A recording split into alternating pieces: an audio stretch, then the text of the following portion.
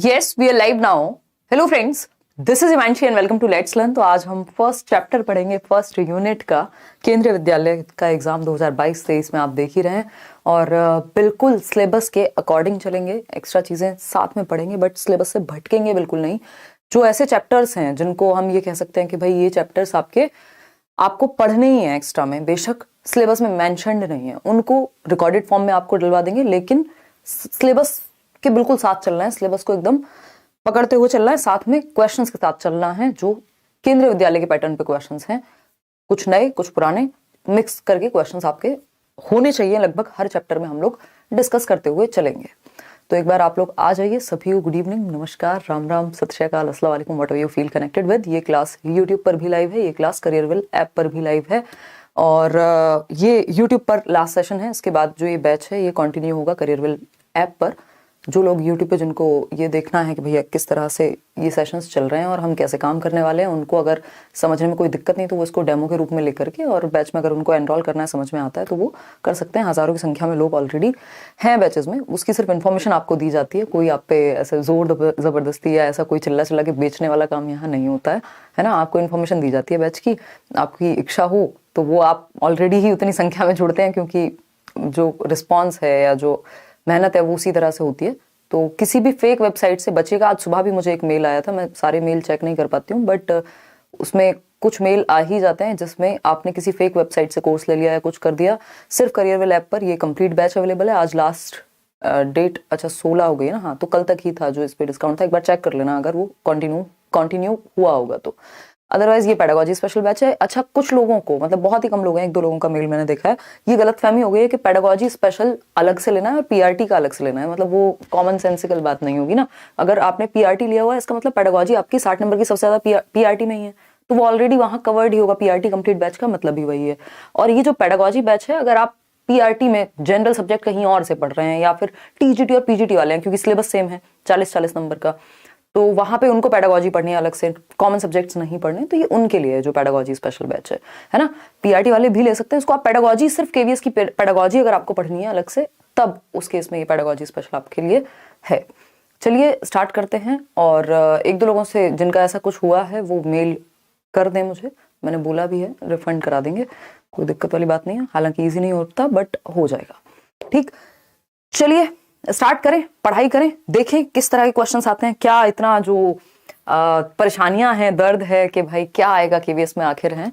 तो आप मेरे साथ जुड़े रहिए। मैक्सिमम स्कोर बिल्कुल आएगा जब साथ में मिलकर के मेहनत करेंगे। ज्यादा बड़ी बड़ी बातें करने की कोई जरूरत नहीं है, क्योंकि आप पेपर दे के आएंगे, अपने आप पता लग जाएगा आपको चीजों का।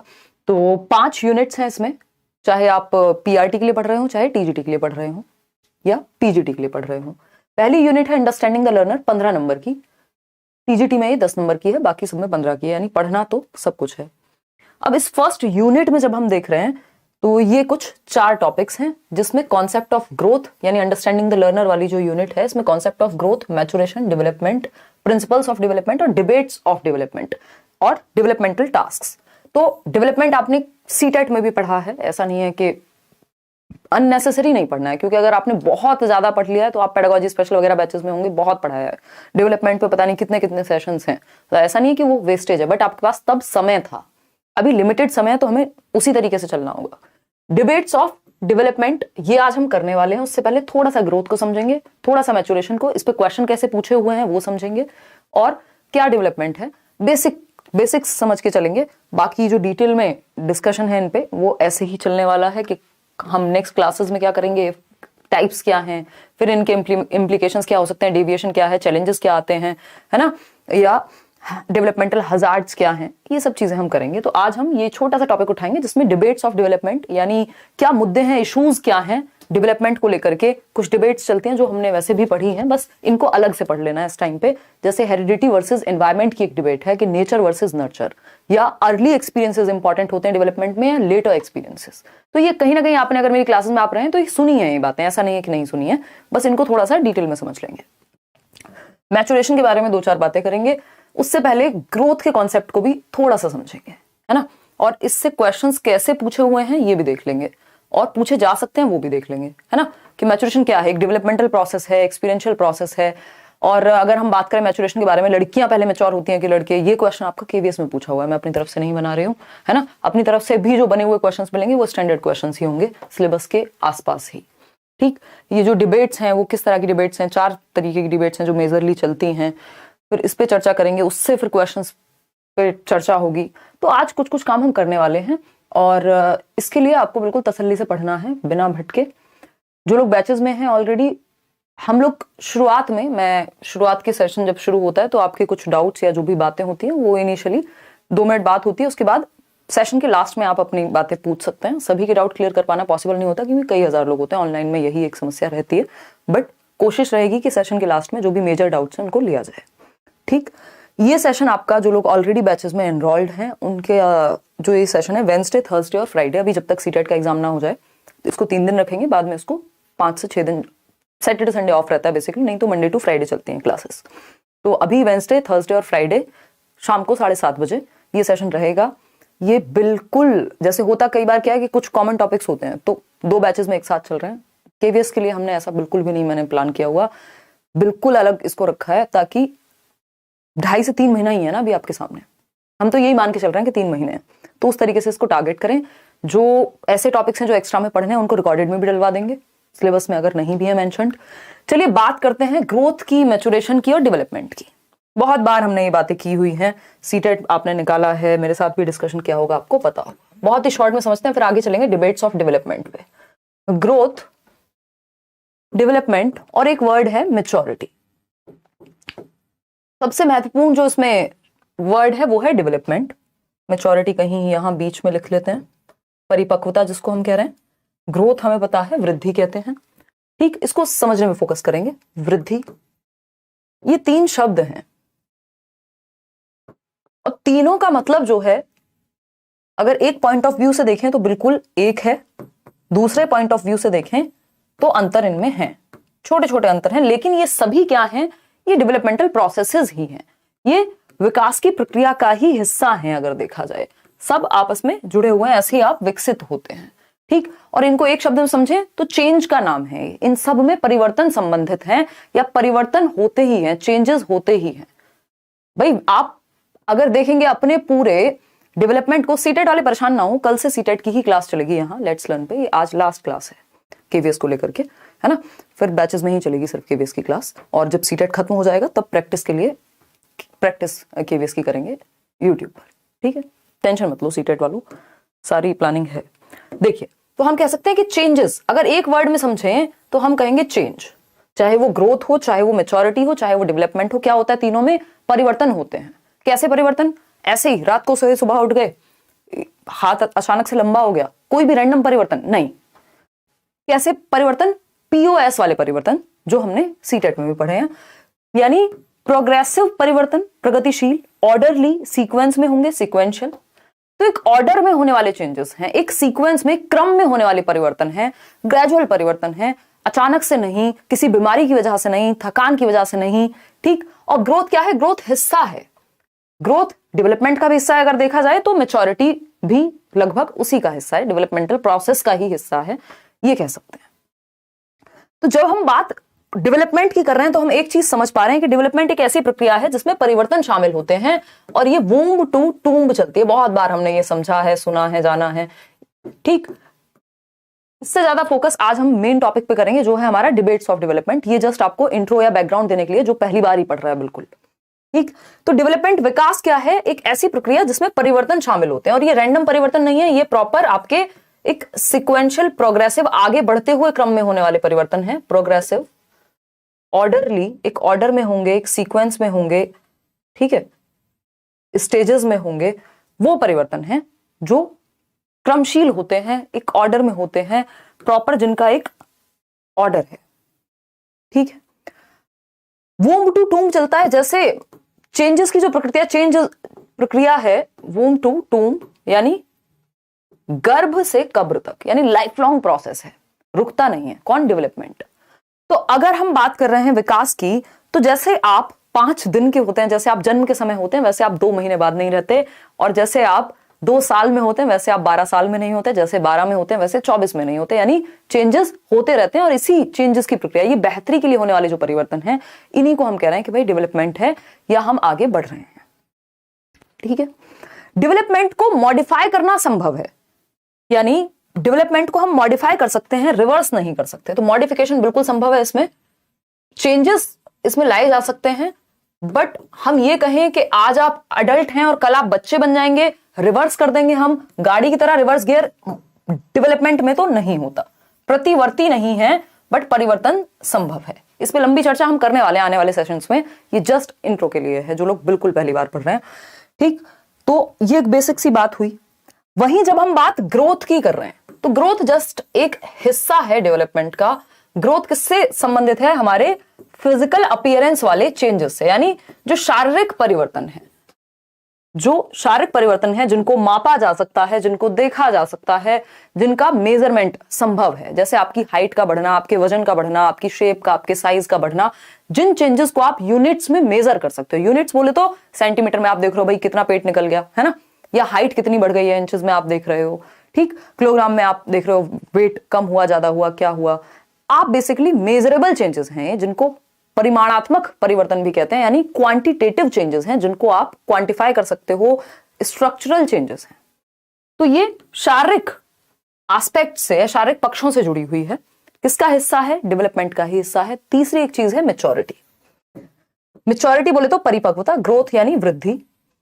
मैच्योरिटी एक ऐसी चीज है जो highly related to heredity. Heredity बोले तो आनुवांशिकता, जो आपके जीन्स, जो आपका डीएनए, पूरी जो कोडिंग है, जेनेटिक मेकअप है आपका, उससे संबंधित है मैच्योरिटी। मैच्योरिटी एक ऐसी चीज है, परिपक्वता, जो आपके लिए पूरा ब्लूप्रिंट तैयार कर दिया है जिसने, कि भाई ये आपकी डीएनए में, ये आपके जेनेटिक्स में कोडेड है, ये इंफॉर्मेशन जैसे एनवायरमेंट मिलेगा, जैसे टाइम के साथ अनफोल्ड होते रहेंगी ये कैरेक्टरिस्टिक्स या ट्रेट्स। भाई आपको पता है 7 महीने का बच्चा है, वो बैठना शुरू कर देगा, है ना। 8 महीने का बच्चा है, खड़े होना शुरू कर देगा। 12 महीने या 1 साल में चलना शुरू कर देगा। ये किसकी वजह से हो रहा है? मैच्योरिटी की वजह से। आपने ट्रेनिंग नहीं दी है और आप दे भी नहीं सकते। 2 दिन का बच्चा है, कैसे ट्रेनिंग देंगे? तो बिना मैच्योरिटी के तो आप ट्रेनिंग भी नहीं दे सकते। और मैच्योरिटी एक ऐसी चीज है जिसपे ट्रेनिंग का, एजुकेशन का, ये एनवायरमेंट का बहुत ज्यादा प्रभाव नहीं है। हम कहते हैं कि इंडिपेंडेंट है ट्रेनिंग से, गाइडेंस से, इसको कोई जरूरत नहीं गाइडेंस की। हेरिडिटी से जो जेनेटिक कोड आया है उसकी वजह से एनवायरमेंट में अनफोल्ड होने वाले कैरेक्टरिस्टिक्स, विशेषताएं, ट्रेट्स क्या कहलाते हैं? मैच्योरिटी कहलाते हैं। भाई बच्चे की टांगों में अगर मैच्योरिटी नहीं, साइकिल चलाना कैसे सिखाएंगे? नहीं सिखा सकते। चलना भी नहीं सिखा सकते जब तक वो, उसकी जो बॉडी है, उसका जो माइंड है, कुछ चीजों के लिए मैच्योर नहीं हुआ, परिपक्व नहीं हुआ।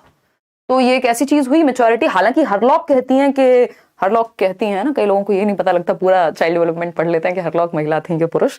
तो मिसेस हरलॉक कहती हैं कि अगर एनवायरमेंट बहुत ही ज्यादा कंट्रोल्ड हो, ऐसा एनवायरमेंट हो जहां जीने ना दिया जा रहा हो बच्चे को, मतलब बहुत ज्यादा कंट्रोल्ड अगर एनवायरमेंट है, तो रिटार्डेशन जैसी समस्या बन सकती है, यानी मैच्योरिटी को भी बाहर आने में दिक्कत हो सकती है यदि एनवायरमेंट बहुत ही खराब है तो हालांकि हम ये कहते हैं कि एनवायरमेंट का, ट्रेनिंग का, गाइडेंस का फर्क नहीं पड़ता, लेकिन अगर बेहतर एनवायरमेंट होगा तो कोई नुकसान नहीं है। तो कोशिश तो ये करनी है एनवायरमेंट अच्छा ही दें। अदरवाइज जो नॉर्मल आपकी बातें हैं, जो टर्म्स हैं, आपको ये याद रखना है कि ट्रेनिंग का, गाइडेंस का, एक्सरसाइज का, इन सब चीजों का इस पर कोई खास फर्क पड़ता नहीं है। किस पर? मैच्योरिटी पर।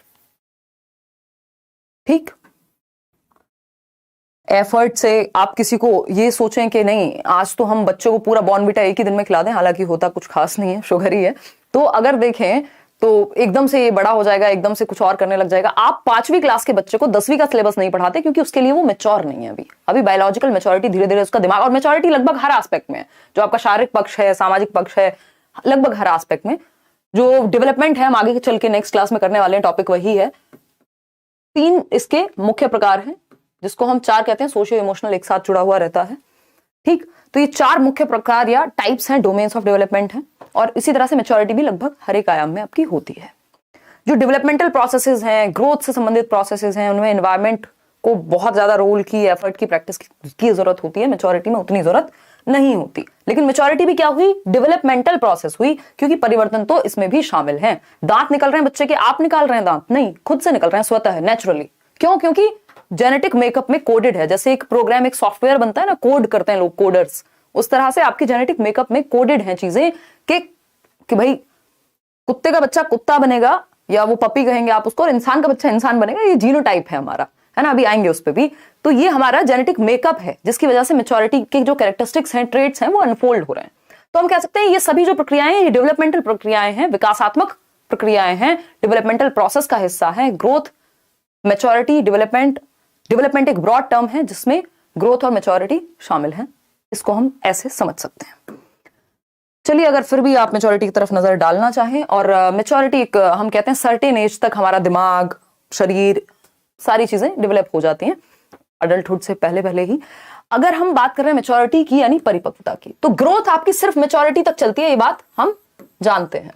तो maturation is the unfolding of hereditary characteristics from time to time, जो समय के साथ, एज के साथ जो हमारे पोटेंशियल हमारे जीन्स में छिपा हुआ है वो अनफोल्ड होगा एज के साथ, उसको हम मैच्योरेशन कह रहे हैं। अभी जब ग्रोथ, डेवलपमेंट और इन सब का कंपैरिजन हम पढ़ेंगे तब इसको और डिटेल में जाएंगे। ये जस्ट एक इंट्रोडक्शन था, लेकिन इतनी बात से आप इतना तो समझ गए कि कहानी चल क्या रही है। एक क्वेश्चन है जो आपसे पूछा जा चुका है, मैच्योरेशन इज यानी परिपक्वता क्या है, बताइएगा परिपक्वता क्या है। 4 ऑप्शन हैं आपके पास, फटाफट से बताएंगे परिपक्वता क्या है। हाँ, ऑफ कोर्स ये सीटेट के टॉपिक्स हैं, इसलिए मैं ज्यादा इनको अभी टच नहीं कर रही हूं, क्योंकि अभी हम आएंगे धीरे धीरे। ए ऑप्शन डेवलपमेंटल प्रोसेस है, एक्सपीरियंशियल है, सोशलाइजेशन है, एडजस्टमेंट की प्रोसेस है। भैया ये सारी अपने आप में भी डेवलपमेंटल प्रोसेसेस हैं। क्या है? मैच्योरेशन एक विकासात्मक प्रक्रिया है, विकास की प्रक्रिया में तो मैच्योरेशन हो रहा है ना। अभी हमने यही समझा, ग्रोथ है, मैच्योरेशन है, किसके अंदर है ये सब? डेवलपमेंट एक ब्रॉड टर्म, ठीक है। तो विकासात्मक प्रक्रिया है ए ऑप्शन। अभी हम पढ़ने वाले हैं डेवलपमेंटल माइलस्टोन्स। उससे पहले ये एक छोटी सी, ये ऐसा क्वेश्चन है जो आपको बात बातों में कहीं आ जाएगा, डायरेक्टली सिलेबस में नहीं दिखेगा। अगर हम देखें तो क्वेश्चन है कि मोस्ट एक्यूरेट बात कौन सी है, कौन सा एक स्टेटमेंट सही है। मोस्ट एक्यूरेट पहला स्टेटमेंट है girls mature faster than boys, यानी लड़कों की अपेक्षा लड़कियां जो हैं वो तेजी से परिपक्व होती हैं। अब जिसने डेवलपमेंट को भी ठीक से पढ़ा है, अगर आप बैचेस में भी थे या बैचेस में ही हुआ है वैसे डिटेल में, कि एडोलेसेंस की भी एज लड़कियों और लड़कों के लिए अलग अलग बताई हुई है। मैंने आपको वो टेबल वाली याद कीजिए, स्टेजेस वाली, उसका रीजन है। देखिएगा, अब इसमें सब अलग अलग जवाब दे रहे हैं। कोई ए कहेगा there is no general difference in the rate of maturation of boys and girls, यानी लड़के लड़कियों की परिपक्वता में कोई अंतर नहीं होता। देखो, इसको जेंडर बायस से नहीं जोड़ना है, ये बायोलॉजिकल चीज है ना। इसमें मैं और आप सोसाइटी कुछ नहीं कर सकते हैं। The majority of girls nature mature more rapidly than majority of boys, यानी ज्यादातर लड़कियां जो है ज्यादातर लड़कों से जल्दी मैच्योर हो जाती हैं, या फिर boys mature faster than girls. तो इसका जो फैक्चुअल आंसर है वो ये है कि लड़कियां लड़कों से ज्यादा जल्दी मैच्योर होती हैं। जो लड़कियों की मैच्योरिटी की या प्यूबर्टी की भी एज है वो क्या है? 8 से 13 वर्ष, और लड़कों के लिए वही 9 से 14 वर्ष हो जाती है। इवन जन्म के समय पे भी ऐसा कुछ लोग मानते हैं कि जो लड़कियां हैं वो ज्यादा मैच्योर होती हैं, मतलब कुछ वीक्स का अंतर होता है लड़कों से। तो हम कहेंगे girls mature faster than boys, लड़कों की अपेक्षा लड़कियां जो हैं वो तेजी से परिपक्व होती हैं। ये डेवलपमेंटल माइलस्टोन्स भी इनके फिर अलग अलग होते हैं, अभी डेवलपमेंटल माइलस्टोन्स पे आएंगे हम, लेकिन उतना डिटेल में आपसे नहीं पूछेगा, बेसिक्स आपको पता होने चाहिए। लेकिन अब जिसने स्टेजेस को भी अच्छे से पढ़ा है उसको ये समझ में आएगा, यार जो प्यूबर्टी की एज थी वो गर्ल्स के लिए और 1-1.5 साल पहले थी, 2 साल पहले थी, और बॉयज के लिए बाद में थी। तो कौन मैच्योर पहले हो रहा है? लड़कियां। तो ये कुछ चीजें ऐसी हैं जो आपका कॉमन सेंस या आपका कॉन्सेप्ट अगर अच्छा है तो आप समझ जाएंगे कहानी चल क्या रही है। अब आते हैं इश्यूज और डिबेट्स पे, जो कि आज का मेन मुद्दा है जो हमें समझना है। यानी कुछ बहस हैं या कुछ मुद्दे हैं विकास को लेकर के, कुछ कॉन्फ्लिक्ट्स भी आप इसको कह सकते हो, कि कुछ विवाद हैं। अगर मैं कहूं तो वो कैसे विवाद हैं कि कुछ लोग कहते हैं कि जो डेवलपमेंट है वो जेनेटिक्स की वजह से होता है, या ज्यादा प्रभाव जेनेटिक्स का है ना कि एनवायरमेंट का, यानी जीन्स या हेरिडिटी या आनुवांशिकता उतना प्रभावित नहीं कर रही जितना पर्यावरण करता है। और दूसरे लोग कह रहे हैं कि नहीं, पर्यावरण ज्यादा नहीं करता, जीन्स ज्यादा करते हैं, हेरिडिटी ज्यादा करती है। नेचर वर्सेस नर्चर भी कहते हैं, अब इसको डिटेल में आएंगे। दूसरी एक डिबेट है जो कहती है कि जो डेवलपमेंट है वो एक स्मूथ प्रक्रिया है। अभी आप कल परसों एक क्वेश्चन हम कर रहे थे, शायद केवीएस का ही क्वेश्चन था, कि स्मूथ प्रक्रिया है डेवलपमेंट या फिर ये कॉम्प्लेक्स प्रक्रिया है, या ये स्टेजेस में होती है। तो ये भी 2 तरह के लोग हैं। स्मूथ कौन मान रहा है यहां पे? जो ये कहेगा कि ग्रेजुअली होती है, कॉन्टिन्यूअस है, ठीक। और जो स्टेजेस मतलब डिस्टिंक्ट स्टेज है, तो कॉन्टिन्यूटी वर्सेस डिसकॉन्टिन्यूटी, सततता बनाम असततता। थर्ड क्वेश्चन यहां पे आता है, या थर्ड टाइप की डिबेट है कि जो शुरुआती सालों के आपके अनुभव हैं वो ज्यादा बेहतर या ज्यादा प्रभावी साबित होंगे या आने वाले, यानी आज आपकी साल, अगर आज आपकी एज जो है वो 20 साल है, 22 साल है, तो आपका प्रेजेंट का अनुभव या आपका रीसेंट अनुभव जो रहे हैं पिछले 2-3-4 सालों के, वो कॉलेज टाइम में अगर आप हैं तो वो ज्यादा आपके जीवन पे महत्व डाला है उसने, या फिर जो बचपन में कुछ घटनाएं घटी थी। तो आप देखेंगे इसमें बहुत बड़ा विवाद रहता है और कई लोग पूरे पूरे जीवन नहीं उभर पाते जो चीजें बचपन में घट जाती हैं। तो आएंगे इस चीज पे। ये और एक और डिबेट होती है आपकी कि एबनॉर्मल बिहेवियर है या इंडिविजुअल डिफरेंसेस है। वो उतनी महत्वपूर्ण नहीं है, पेपर में कभी पूछी नहीं गई है, एनसीईआरटीज वगैरह में दी नहीं हुई है, बट हाँ हम फिर भी उस पर थोड़ी सी चर्चा कर लेंगे। ठीक, तो पहली डिबेट नेचर वर्सेस नर्चर की, जिससे एक क्वेश्चन भी इस बार आया था कि हेरिडिटी जो है आपकी क्या डिसाइड करती है, कि हेरिडिटी डिसाइड करेगी how far we will go या how far we can go. इस पे हमारी चर्चा हुई है प्रीवियसली, है ना। ये सीटेड वालों को बिल्कुल भी परेशान नहीं होना है। करियरवेल ऐप डाउनलोड करना है, कहीं और से मत ले लीजिएगा। बस जो भी ये लोग पूछ रहे हैं पेमेंट कैसे करूं और कैसे लूं और व्हाटएवर, क्योंकि उसमें फिर आपके साथ फ्रॉड हो जाएगा और वो बहुत ही गड़बड़ मामला है। फिर आप शिकायत करेंगे। हम लोग भी लगे हुए हैं कि जो भी इस तरह के लोग हैं उनको थोड़ा सा समझाया जाए कि भाई ऐसे काम मत करो, है ना।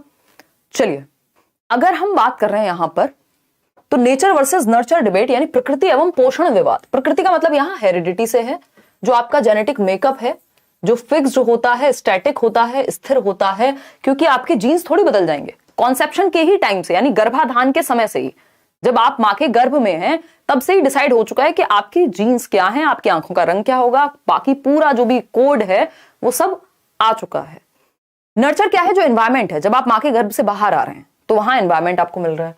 तो हेरिडिटी ज्यादा प्रभावित करेगी विकास की प्रक्रिया को या एनवायरमेंट, ये बहस लंबे समय से चल रही है। आपने अपने बीएड डीएलएड वगैरह में कभी ना कभी पढ़ी होगी, नहीं पढ़ी तो आज पढ़ लीजिए। आनुवंशिकता की जब हम बात कर रहे हैं तो ये स्टैटिक है, फिक्स्ड है। अगर देखें तो हेरिडिटी बहुत सालों साल में कहीं जाकर के, जनरेशंस बाय जनरेशन जाके धीरे धीरे जेनेटिक मेकअप चेंज होता है। अगर आप बिल्कुल एक्सट्रीम एनवायरमेंट में भी डाल दें तब जाकर के, है ना भाई। अगर आप इंडियन है और अमेरिका में जाके रहने लग जाएं तो 1-2 जनरेशन तक पता तो लग ही जाएगा ना एटलीस्ट, आपके कलर को देख के, आपकी कद काठी को देख के कि आप अमेरिकन नहीं है। या अमेरिकी कोई आकर के यहां रहने लग जाए तो 2-3 जनरेशन क्या कई जनरेशन में जाकर के शायद थोड़ा बहुत आसपास स्थिति, कलर में भी इवन, ये तो इतनी छोटी चीज है कलर, उसमें भी अंतर आसानी से नहीं आता। ठीक, तो हेरिडिटी एक स्टैटिक चीज है, उसका ज्यादा प्रभाव है, या एनवायरमेंट जो कि डायनामिक है, परिवर्तनशील है। ये सब बातें हमने पढ़ी है सीटेट में या नहीं? बिल्कुल पढ़ी है। परिवर्तनशील है, उसका ज्यादा प्रभाव है ना। तो इसको पढ़ करके ये परेशान नहीं होना कि हाय रे इंग्लिश लिख दी। जो मेरी बातें चल रही हैं उन पे फोकस करना है, और जो इंपॉर्टेंट टर्म्स हैं वो मैं लिखवाऊंगी, हिंदी इंग्लिश दोनों में। ठीक, ये जस्ट रेफरेंस के लिए है कि आप कमेंट सेक्शन में ना देखने लग जाएं कि क्या चल रहा है, तो फोकस इधर ही रखिए।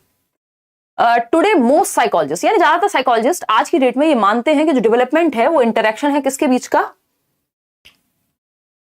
हेरिडिटी और एनवायरमेंट के बीच का। यानी बहुत सारे साइकोलॉजिस्ट या ज्यादातर लोग ये मानते हैं, यानी वुडवर्थ भी उनमें से एक हैं, जो कहते हैं कि जो डेवलपमेंट है वो बराबर है किसके, हेरिडिटी इनटू एनवायरमेंट, यानी गुणनफल है विकास की प्रक्रिया किसका, आनुवंशिकता और वातावरण का।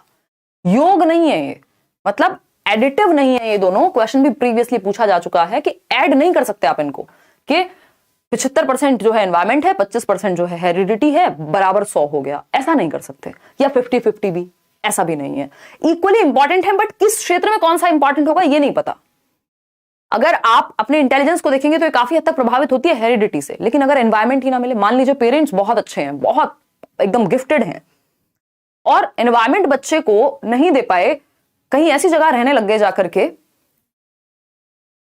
जहां पर बहुत अच्छी सामाजिक और आर्थिक स्थितियां नहीं है, बट बच्चा गिफ्टेड है, उसका दिमाग अच्छा चलता है, तो अगर एनवायरमेंट अच्छा नहीं मिला तो जो बच्चा साइंटिस्ट बन सकता था, हो सकता है वो भगवान ना करे कुछ और टेररिस्ट बन सकता है बच्चा।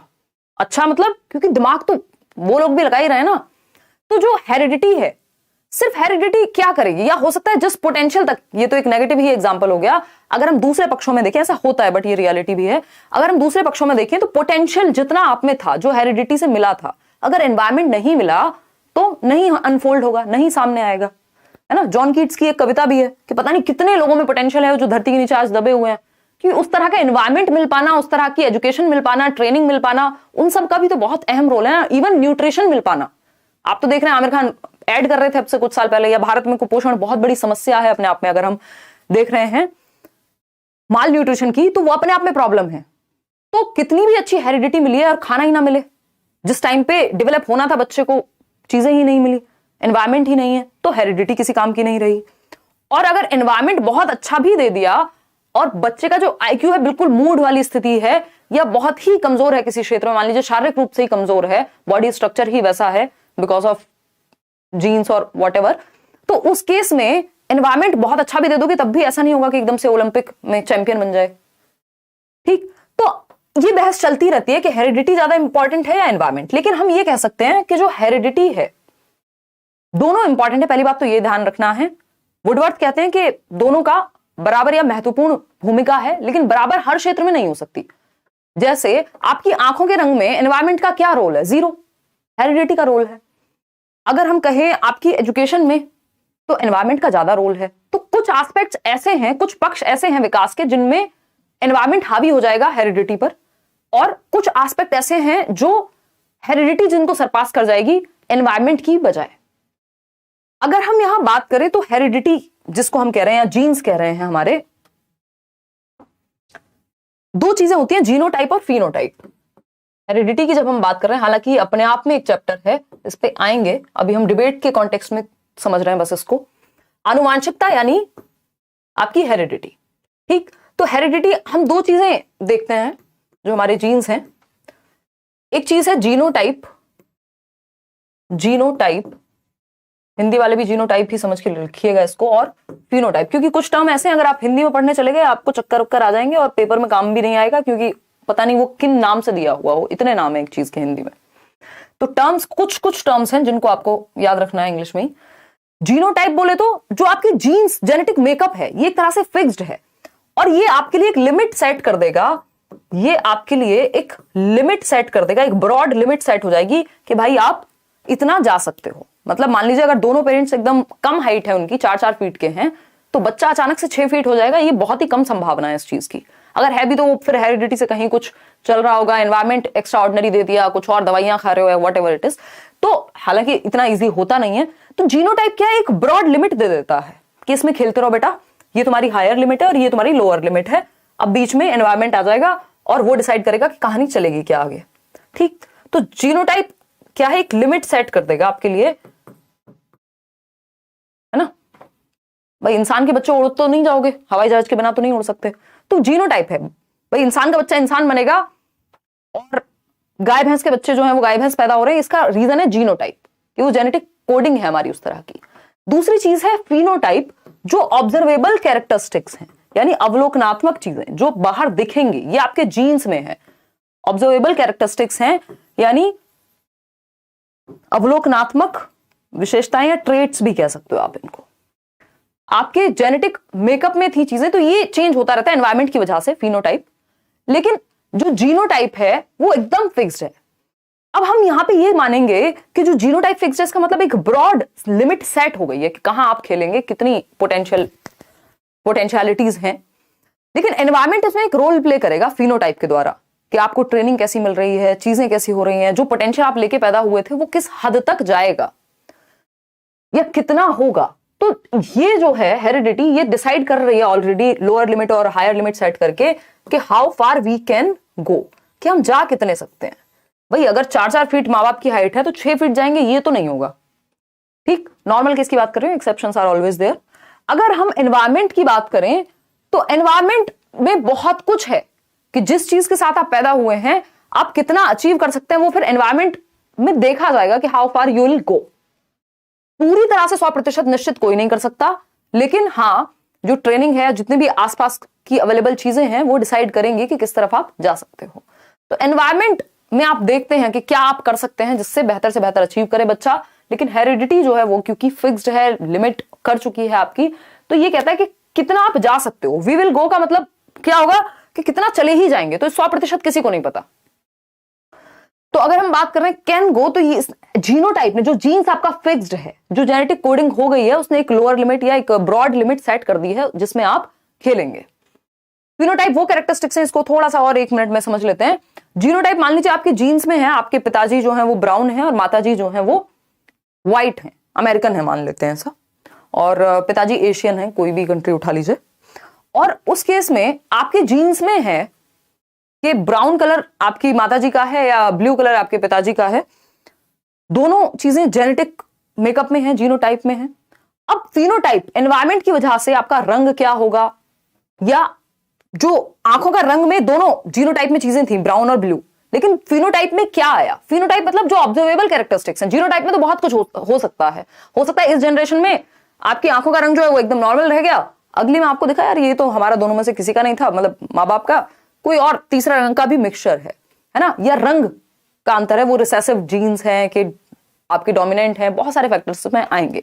लेकिन फिनोटाइप इज एनवायरमेंट में जो है और हेरिडिटी में जो है वो कैसे बाहर आया। खैर देखिएगा, बात कर रहे थे हम किसकी, नेचर वर्सेस नर्चर की। तो बहुत सारे लोग हैं जो ये कहते हैं कि हेरिडिटी ज्यादा इंपॉर्टेंट है, और कुछ लोग हैं जो कहते हैं एनवायरमेंट ज्यादा इंपॉर्टेंट है। जैसे अगर, और ये फिलॉसफी तक की डिबेट है, मतलब पहले से चली आ रही डिबेट है, साइकोलॉजी में भी चलती रही है। जो लोग हेरिडिटी को ज्यादा महत्वपूर्ण मानते हैं, जैसे पियाजे हैं, वो जेनेटिक एपिस्टेमोलॉजी को या हेरिडिटी को ज्यादा महत्वपूर्ण मान रहे हैं।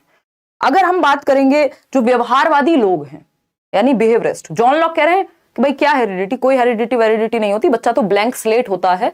जॉन लॉक ने कहा है ना टेबुला रासा है, तो एनवायरमेंट से कुछ भी बना देंगे। तो वो पूरा ध्यान नर्चर पे रख रहे हैं जो बिहेवियरिस्टिक लोग हैं।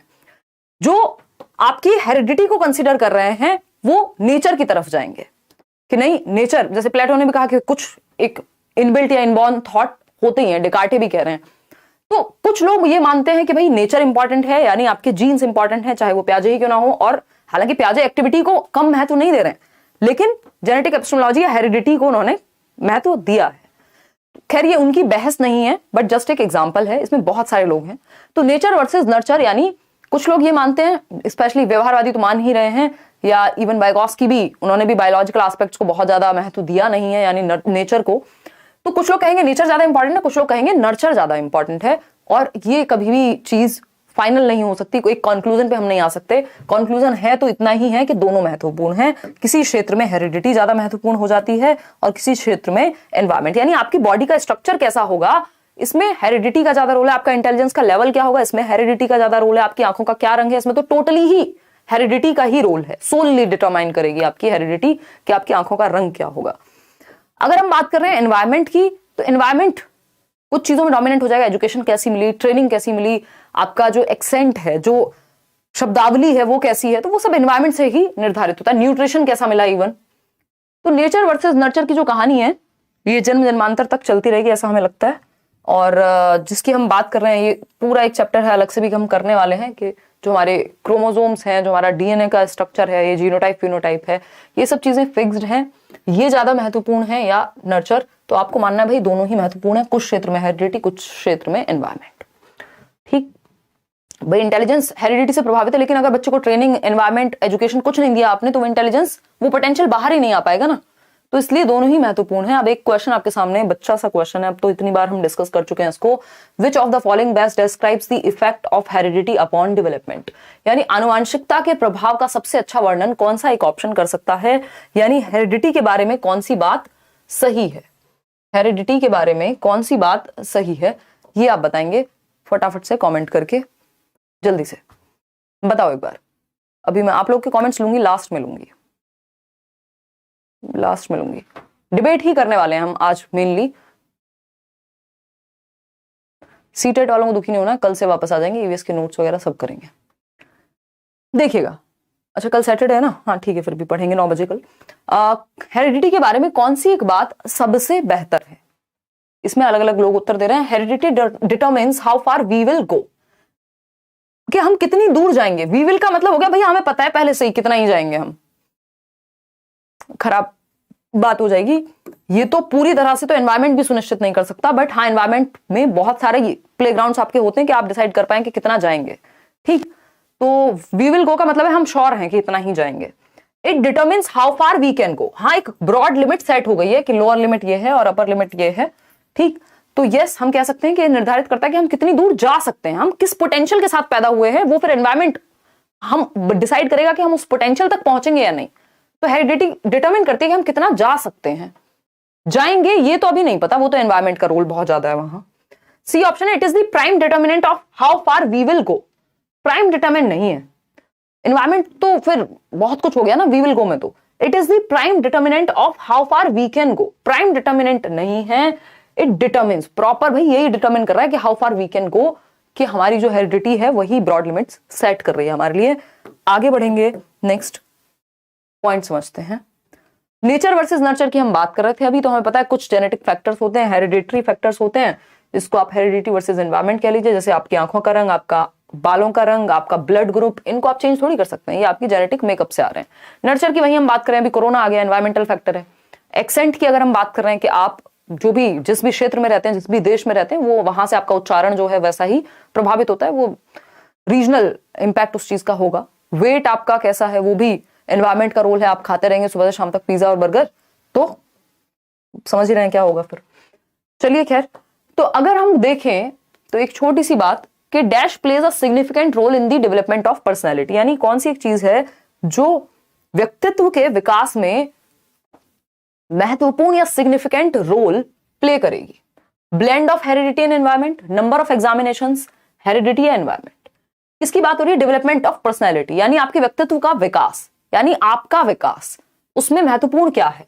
Blend of heredity and environment, यानी आनुवंशिकता पर्यावरण का मिश्रण, जो कि वुडवर्थ भी कह रहे हैं, या नंबर ऑफ एग्जामिनेशंस कितने दिए आपने।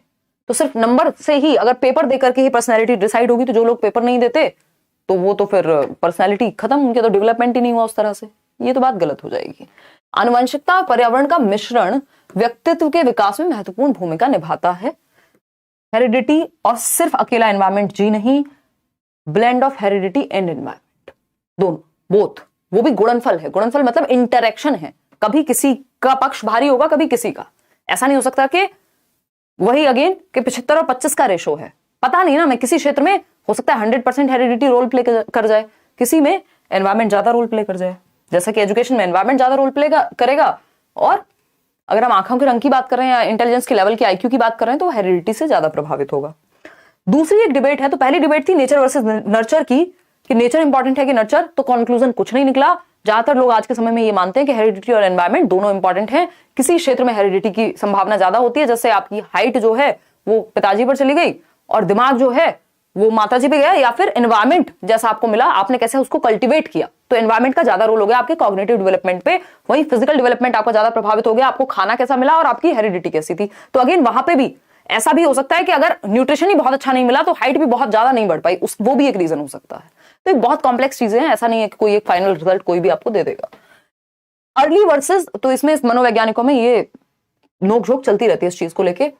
दूसरी एक डिबेट है अर्ली वर्सेस लेटर एक्सपीरियंस की, यानी प्रारंभिक बनाम बाद के अनुभव। प्रारंभिक मतलब शुरुआती साल आपके जीवन के, स्पेशली 4-5 साल,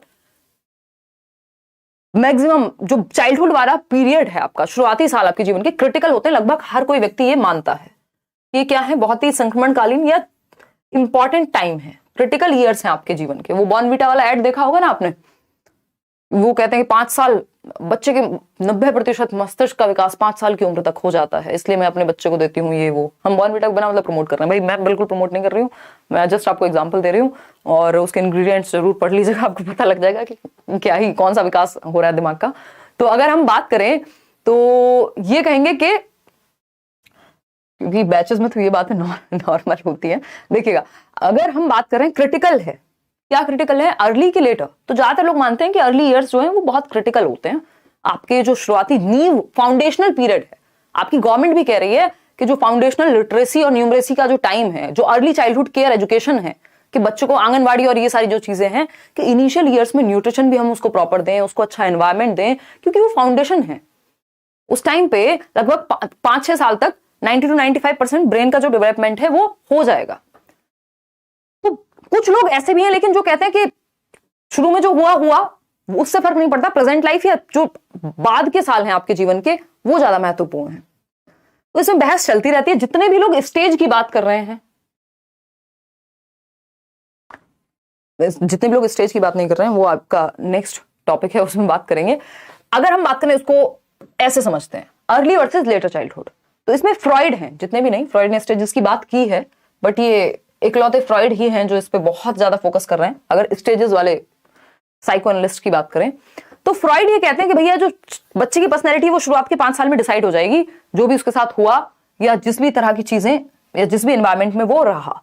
तो पूरा जीवन आपका वो 5 साल शुरुआत के डिसाइड कर रहे हैं, या पर्सनैलिटी आपकी, जीवन तो नहीं, पर्सनैलिटी आपकी, व्यक्तित्व आपका कैसा होगा। आप बहुत ही ज्यादा शाय रहेंगे या क्या स्थिति रहेगी। इवन ये बहुत सारी रिसर्चेस पाती हैं कि जिन लोगों के साथ कोई घटना, कोई ट्रॉमेटाइज्ड, कोई ट्रॉमा हुआ है या ट्रॉमेटाइज्ड रहे हैं बचपन में, उनका जो अडल्टहुड है, यानी जो उनकी वयस्कावस्था है, जब वो बड़े होते हैं तो वो डिप्रेशन की संभावना उनमें ज्यादा है, एंग्जाइटी की संभावना उनमें ज्यादा है, या उन चीजों का जो प्रभाव है वो तब तक रहता ही है और लाइफ लॉन्ग रहता है। तो दूसरी तरफ कुछ और लोग हैं जो ये कह रहे हैं कि भाई ऐसा नहीं है। फिर कुछ लोग ऐसे भी हैं जिनके साथ बहुत अच्छा बचपन जिनका नहीं बीता, बहुत अब्यूसिव रहा इमोशनली, फिजिकली, व्हाटएवर, वो भी बाद में जाकर के नॉर्मल लाइफ जी लेते हैं। कुछ ऐसे भी लोग हैं जिनको पेरेंट्स मान लीजिए हेल्दी नहीं मिले, पिताजी बहुत ही बिना पिए बात नहीं करते थे, और ऐसा भी हो सकता है कि वो बच्चा जिसने अब्यूज झेला है, जिसका एनवायरमेंट बचपन में अच्छा नहीं रहा, वो भी बाद में जाकर के अपने बच्चों को बहुत अच्छा एनवायरमेंट दे, वो बहुत ही अच्छी सी जिंदगी गुजारे। तो यानी हर चीज का एक यहां पे काउंटर है एकदम पेश, कि कुछ लोग ये कह रहे हैं नहीं भाई शुरुआत के 5 साल बिल्कुल फाउंडेशन है। इवन यूनिसेफ तक भी कहता है कि भाई जो आपकी शुरुआत का 1 महीना है, 1 साल है बच्चे के जीवन का, मिलियंस ऑफ न्यूरॉन्स ब्लास्ट कर रहे हैं दिमाग में, वो न्यूरल कनेक्शंस बन रहे हैं, बहुत महत्वपूर्ण है। लेकिन अगर हम बात कर रहे हैं, बहुत सारे साइकोलॉजिस्ट ये कह रहे हैं कि ऐसा थोड़े, अगर लेटर एक्सपीरियंसेस महत्वपूर्ण नहीं होते तो फिर तो वो लोग जिनका बचपन ठीक नहीं गुजरा वो जीवन भी ठीक नहीं गुजारेंगे। ऐसे भी लोग हैं ना जो गुजार रहे हैं या अच्छे से अपने आप को सही इंडिविजुअल या वेल एडजस्टेड है, जिनका, लेकिन यह भी पाया जाता है कि जिनका अर्ली लाइफ में या जो शुरुआती साल है, बचपन अगर एडजस्टमेंट भरा नहीं रहा या बहुत ही मुश्किलों भरा रहा है या अब्यूज भरा रहा है, तो बाद की लाइफ में उनको सोसाइटी में, एनवायरमेंट में, स्कूल में, कॉलेज में, जॉब में एडजस्ट करने में दिक्कत आती है। तो ये अंतहीन बहस है, ये हमेशा चलती रहेगी। ठीक, तो आपको बीच का रास्ता ढूंढना है जब भी इस तरह के क्वेश्चंस हो, कि अगर आपसे पूछा है कि अर्ली एक्सपीरियंस वाले क्या कहेंगे, तो फिर तो आपको एक साइड जाना है कि वो तो कहेंगे भाई शुरुआत के जो साल है वही फाउंडेशनल पीरियड है, वही सेंसिटिव है, वही क्रिटिकल है। लेकिन आपसे पूछे कि लेटर एक्सपीरियंस वाले क्या कहेंगे, तो आप कहेंगे हाँ वो ये कह रहे हैं कि भाई शुरुआत के जो पिछले कुछ साल हैं वही महत्वपूर्ण है। ठीक है ना, जो आपकी स्टेज है करंट वो महत्वपूर्ण है। अगर हम बात करें कि आपके अकॉर्डिंग क्या महत्वपूर्ण है, तो आप कहेंगे भैया हमारे लिए तो दोनों महत्वपूर्ण है ना, स्पेशली अर्ली की तरफ। वो डिपेंड करेगा क्वेश्चन ने पूछा कैसे, बट इन दोनों की बहस में हमें बैलेंस में रहना है। तो जो पर्सनैलिटी है वो कंप्लीटली एस्टेब्लिश हो जाती है 5 साल की उम्र तक, ऐसा सिगमंड फ्रॉइड कह रहे हैं। बाकी बहुत सारे लोग हैं जो कहते हैं नहीं ऐसा नहीं है। अगर हम बात कर रहे हैं, और अगर आप उनको देखेंगे एरिक्सन को, तो वो तो अलग अलग स्टेजेस उन्होंने दी हैं कि कौन सी स्टेज में क्या महत्वपूर्ण है। अब आते हैं थर्ड डिबेट पर, जो है कॉन्टिन्यूटी वर्सेस डिसकॉन्टिन्यूटी की, सततता बनाम असातत्य या निरंतरता बनाम अनिरंतरता। इस पे इस बार सीटेट में भी इवन क्वेश्चन पूछा था कि जैसे प्याजे हैं तो वो कह रहे हैं कि भैया विकास क्या है, डिसकॉन्टिन्यूअस है। जो भी व्यक्ति स्टेजेस की बात करेगा कि एक स्टेज में इतना, फिर इसके ऊपर, फिर इसके ऊपर, फिर इसके ऊपर, तो ये क्या है, ये मैंने मैराथन वगैरह में बताया है, ये डिसकॉन्टिन्यूटी हो गई, डिस्टिंक्ट स्टेजेस दे दी। तो जिस भी व्यक्ति ने लगभग स्टेजेस की बात की है वो यही कहेगा कि विकास जो है अनिरंतर है, चाहे वो प्याजे हो, चाहे वो कोलबर्ग हो, चाहे वो आपके फ्रॉइड हो, एरिक्सन हो, क्योंकि स्टेजेस का मतलब ये आपने तोड़ दिया, बांट दिया, डिस्टिंक्ट स्टेजेस, डिसकॉन्टिन्यूअस हो गया कि इस स्टेज में इतना, फिर इतना, फिर इतना, फिर इतना, तो ये डिसकॉन्टिन्यूअस हो गया। अगर हम बात करें जनरली जो हम मानते हैं परसेप्शन या बेटर मानते हैं आज की डेट में, हम कॉन्टिन्यूअस को मानते हैं, बट ये लोग भी बहुत महत्वपूर्ण है।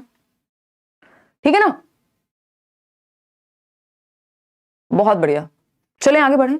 अगर हम बात कर रहे हैं किसकी, वाइगॉस्की की, तो वाइगॉस्की कह रहे हैं भैया जो विकास है वो क्या है, कॉन्टिन्यूअस है, यानी एज और स्टेज से फर्क नहीं पड़ रहा, वो चलता रहेगा। ठीक, सतत प्रक्रिया है, आप ग्रेजुअली विकास की जो प्रक्रिया वो चलती रहती है, कोई इसमें स्टेज की जरूरत नहीं है, कोई एज की जरूरत नहीं है। ये दोनों अलग पर्सपेक्टिव हो गए बिल्कुल। लेकिन जितने भी लोग एज की बात कर रहे हैं वो कहेंगे साफ साफ कि विकास डिसकॉन्टिन्यूअस है। बेसिकली अगर हम देखें, जो डिसकॉन्टिन्यूअस कहने वाला व्यक्ति है वो ये कहेगा कि एक स्टेज में इतना विकास, जैसे आपको पता है सेंसरी मोटर में ऑब्जेक्ट परमानेंस आ जाता है, फिर अचानक से प्री ऑपरेशनल में सिंबॉलिक स्टेज आ जाती है, फिर कॉन्क्रीट ऑपरेशनल में क्या हो जाता है आपका, प्याजे की मैं बात कर रही हूं, लॉजिक आ जाएगा या कॉन्क्रीट चीजों के प्रति लॉजिक आ जाएगा, क्लासिफिकेशन या कंजर्वेशन आ जाएगा। लेकिन अगर आप सच में देखें तो क्या अचानक से कंजर्वेशन आ गया, प्री ऑपरेशनल में धीरे धीरे वो समझ नहीं बना रहा था अपनी, ग्रेजुअली बना रहा था बच्चा। तो जो कॉन्टिन्यूअस वाले लोग हैं वो कह रहे हैं धीरे धीरे बन रही है ना समझ, विकास धीरे धीरे हो रहा है, ग्रेजुअल प्रोसेस है, कॉन्टिन्यूअस है, लगातार हो रहा है। आपको दिखेगा कुछ कुछ चीजें हैं जो जिनको विजिबल होने में, दिखने में टाइम लग जाएगा, लेकिन है हो तो वो कॉन्टिन्यूअस ही रही है ना अंदर। तो ये बात हुई किसकी, आपकी कॉन्टिन्यूटी की। डिसकॉन्टिन्यूअस कह रहे नहीं, अचानक से जैसे आसमान से प्रकट हो जाती हैं चीजें वैसे हो जाएंगी, मतलब अचानक से विस्फोट की तरह, जैसे कैटरपिलर से बटरफ्लाई का बनना, ककून से फटके एकदम से निकलेगी, वैसे वाली स्थिति है स्टेजेस वाले लोगों की। मैं अभी दिखाऊंगी भी। तो development occurs smoothly over time या फिर through a series of pre determined steps. तो ये याद रखिएगा, जो लोग कह रहे हैं प्री डिटर्मिन्ड स्टेप्स के थ्रू है यानी डिसकॉन्टिन्यूअस है, जो लोग कह रहे हैं smoothly over the period of time होगा, और स्मूथली भी उतना स्मूथ नहीं, ग्रेजुअल प्रोसेस है, तो वो कॉन्टिन्यूअस की तरफ जाएंगे। कोई कह रहा है रेडी टू हेल्प, नाम ही इनका है। आप तो बोलते हो बच्चों के साथ तो सीटेड अपीयरिंग वालों के लिए ट्विटर में साथ नहीं आते हो, आपने बताया कहाँ, कमेंट करके बताओ क्या कर रहे हो क्या नहीं, है ना। आप लोग कह रहे हैं अगेन, मतलब आपके कहने पे मैं साथ हूं, अदरवाइज ये चीज मैं अपना पक्ष इस पे बता चुकी हूँ। तो एक बार कमेंट करके मुझे बता देना कौन सी डेट है क्या है। अगर आप कमेंट करोगे, मैं तो एक भी कमेंट नहीं पढ़ा इतने दिनों से, मैं कमेंट पढ़ती हूँ जबकि डेली। तो अगर मेरे को कमेंट्स आते हुए या मेल्स वगैरह आते हैं तो मैं उस चीज पे बिल्कुल, क्योंकि मैं ट्विटर पे खुद से बहुत ज्यादा एक्टिव नहीं रहती हूँ, बहुत रेयर कभी देखती हूँ। देखिएगा कॉन्टिन्यूअस डेवलपमेंट की अगर हम बात करें, मैं आज देख लूंगी, डोंट वरी। अब इसको देख लेते हैं। अब देख रहे हो पढ़ाई चल रही है, कोई तीसरी ही दुनिया की बात हो रही है यूट्यूब पे।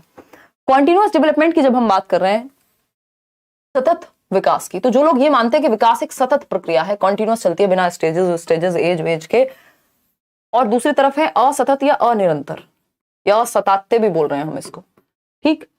तो ये पियाजे, वाइगोस्की, कोहलबर्ग वाला ग्रुप है। जितने भी लोग स्टेजेस की बात कर रहे हैं, सिंपल याद रखिएगा, वो कहेंगे कि डेवलपमेंट क्या है, डिसकॉन्टिन्यूअस है। चाहे वो फ्रॉइड हो, चाहे वो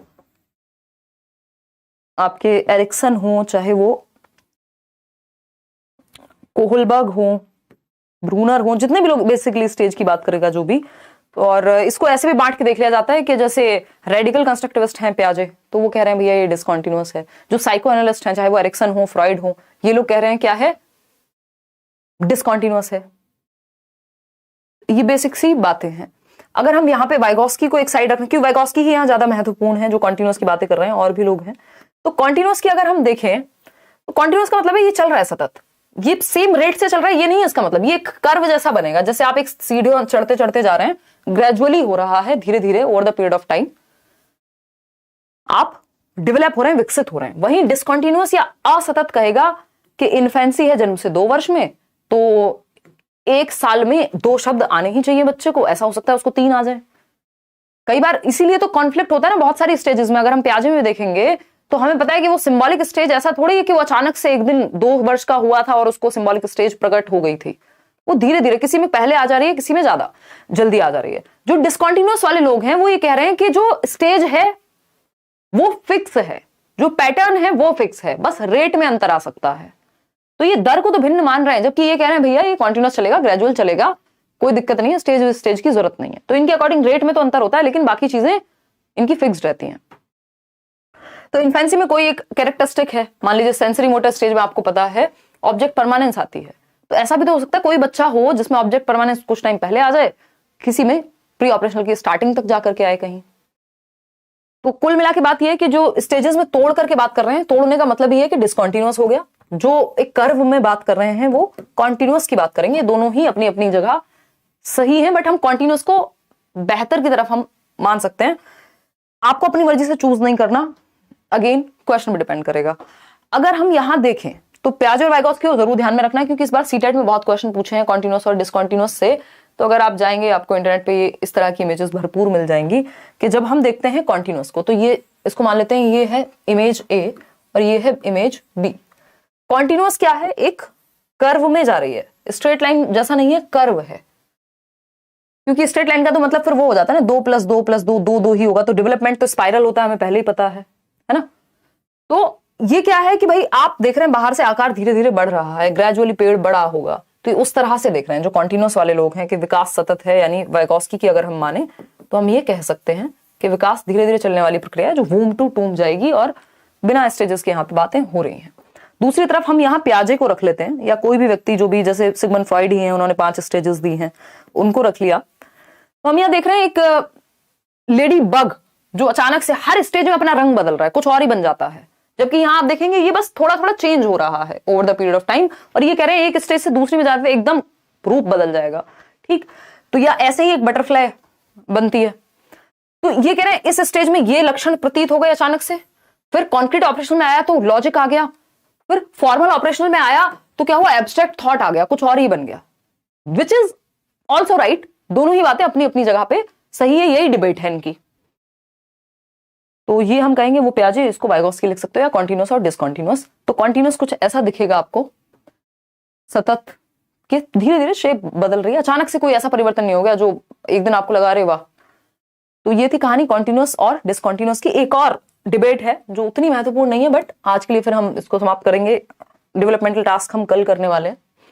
तो एबनॉर्मल बिहेवियर, कल तो सैटरडे, वेंसडे मिलेंगे अब हम बैच में, है ना। आपकी क्लास है वेंसडे, थर्सडे और फ्राइडे 7:30 बजे, अब शाम को यूट्यूब पे। आगे से इस वाले बैच की क्लास अभी नहीं होगी, ये 2 सेशंस थे, जिससे आपको आइडिया लग जाए कि हम करने के वाले हैं। Abnormal behaviour versus differences.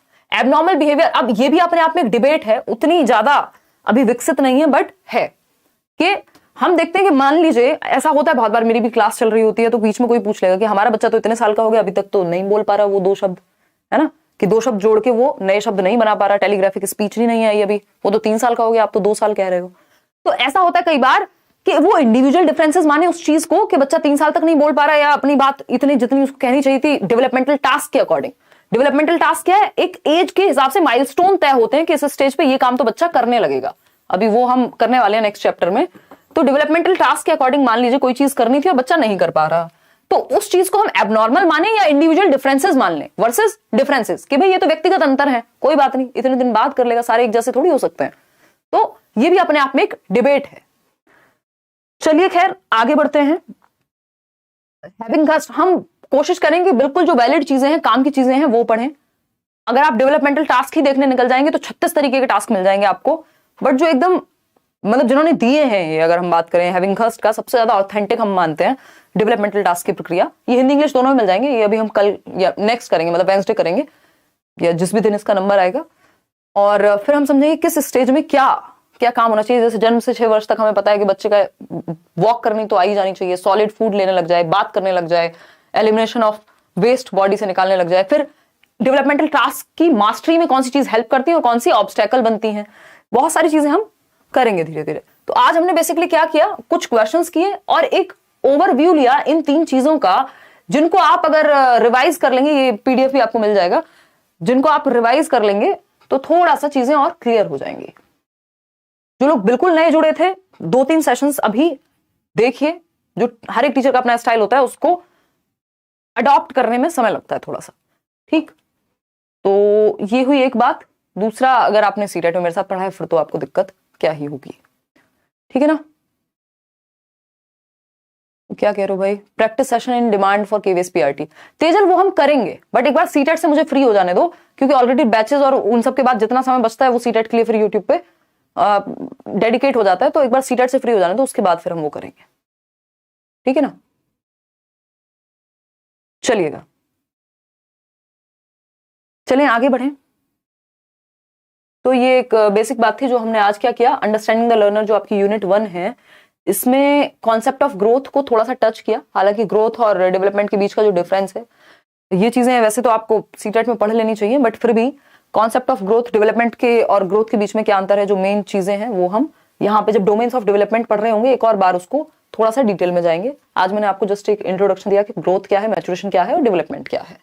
उसके बाद हमने डिबेट्स ऑफ डेवलपमेंट पे आज बात की है, जिसमें 3 प्रकार की डिबेट्स थी। एक था आपका अर्ली वर्सेस लेटर एक्सपीरियंसेस, यानी शुरुआत के 5 साल इंपॉर्टेंट हैं या बाद के 5 साल इंपॉर्टेंट हैं, या प्रेजेंट के जो रिसेंट ईयर्स हैं वो ज्यादा महत्वपूर्ण हैं विकास के लिए। कुछ लोग कहेंगे ये ज्यादा महत्वपूर्ण है, भाई हमारी तो पूरी पर्सनैलिटी चेंज हो जाती है कॉलेज जाके, और जितना पूरे जीवन में नहीं सीखा था उतना पिछले 5 साल में सीख लिया। कुछ लोग कहेंगे भाई बचपन भी जीवन भर प्रभाव नहीं छोड़ता, और ये भी अलग अलग एस्पेक्ट का भी खेल है इसमें। जैसे अर्ली एक्सपीरियंस और लेटर एक्सपीरियंस की अगर हम बात करें तो फिजिकल, कॉग्निटिव, सोशल, इमोशनल, ये जो 4 प्रकार हैं आपके, इनमें भी ऐसा हो सकता है कि आज जो आपका कॉग्निटिव डेवलपमेंट है, जो आपका संज्ञान है, जो आपकी समझ है, वो पिछले 5 साल से जब आपने जॉब करना स्टार्ट किया, किताबें पढ़ना स्टार्ट किया, अपनी पर्सनैलिटी पे काम करना स्टार्ट किया, तो ये कॉग्निटिव डेवलपमेंट पे जो प्रभाव है वो आपके आज के सालों का है, प्रेजेंट टाइम का है, लेकिन जो आपका इमोशनल, सोशियो इमोशनल पक्ष है वो आपके अर्ली ईयर्स से ही प्रभावित है। कि आज भी अगर आप किसी को रोते हुए देखते हैं तो आपको दर्द होता है, क्योंकि बचपन में आपने अपनी माताजी को बहुत दुखी देखा था। तो अलग अलग विकास के प्रकार में, डोमेन में, टाइप में भी अंतर हो सकता है कि किसी चीज पे अर्ली एक्सपीरियंसेस का प्रभाव हो और किसी दूसरे टाइप ऑफ डेवलपमेंट पे आज के प्रेजेंट ईयर्स का प्रभाव हो। समझ पा रहे हैं ना बात को? ऐसा ही फिजिकल में भी हो सकता है। आपने पिछले 5 साल में एक्सरसाइज कर रहे हैं, आप देख रहे हैं चेंजेस हैं। तो ये कुछ कुछ बातें हैं जो आपको पता होनी चाहिए, जिनके साथ हम खेल सकते हैं। तो अभी हमने आज मेन डिबेट्स ऑफ डेवलपमेंट किया और थोड़ा सा introduction concept of growth, maturation and development का लिया।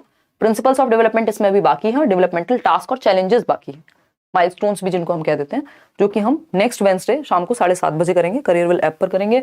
और इसके अलावा ये क्या हुआ, बंद कर दिया क्या मैंने, देखना एक बार। इसके अलावा अगर हम बात करते हैं किस चीज की, बस इसी चीज की बात करेंगे। इतने आप बाकी टीचर्स की भी क्लासेस आपकी डेली रेगुलर हो रही होंगी, वो भी अटेंड करते रहेंगे साथ साथ। और जो बैचेस में चल रहा है एटलीस्ट उस पर पूरा फोकस रह के प्रॉपर रिवीजन करके प्रीवियस ईयर साथ में करना है, और कोई बहुत ज्यादा बड़े तीर नहीं मारने।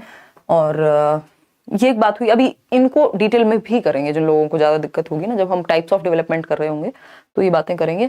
ये सब हम कर चुके हैं। आज के लिए 3 डिबेट्स थी जो हमने समझी कि जेनेटिक्स ज्यादा इंपॉर्टेंट है कि एनवायरमेंट, ये एक डिबेट है। डेवलपमेंट कॉन्टिन्यूअस होता है या डिसकॉन्टिन्यूअस होता है, ये एक डिबेट है। और लास्ट में हम समझ रहे थे कि जो शुरुआती साल हैं वो ज्यादा महत्वपूर्ण है या लेटर एक्सपीरियंसेस। तो ये 3 मुख्य डिबेट हैं। इसके अलावा हमने एबनॉर्मल वर्सेस इंडिविजुअल डिफरेंसेस की जो डिबेट है उसको थोड़ा सा टच किया।